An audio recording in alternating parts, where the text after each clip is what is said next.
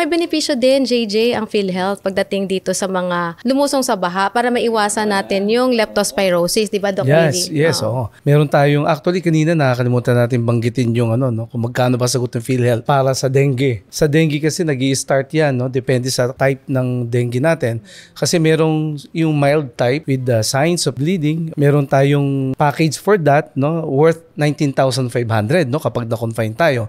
At meron din severe dengue. Yun yung may sign of bleeding na po yan. May mga abdominal pain, headache, lahat ng mga yan. May fever, of course. Pagka severe ang dengue natin, yung platelets natin ng dugo ay bumababa po yan. Delikado. Less than 150,000 po yung pinaka natin dyan. Pag bumaba na dyan, ay delikado na yung patient. So, pwedeng mag-bleed internally. Simple lang naman kasi ang gamutan actually dyan. Kailangan ma-prevent yung hemoconcentration na tinatawag namin at para ma-prevent yung bleeding. Kailangan ma-hydrate yung patient actually. Kailangan syempre magpa-check up tayo. Lalo na't may benefits tayo sa PhilHealth. Sagot naman ng PhilHealth. So huwag kayong mag-alangan na magpa-check up at magpunta sa hospital kung kinakailangan para magamot po tayo ng tama. Pag severe naman po ang package natin dyan up to 47,000 pesos. 47,000 pesos na. At kasama ito, Miss May, sa mga naapektuhan. Yun nga, naapektuhan ng 95% na kung susumahin natin na increase sa ating kasama all-case ito rate. sa dun sa nag-increase po na benepisyo natin. So yun, mga ka-PhilHealth, nakita nyo naman ho, talagang patuloy ang PhilHealth sa pag-aaral, sa pagpapalawig ng mga benepisyo nito. Kasi gumagalaw din naman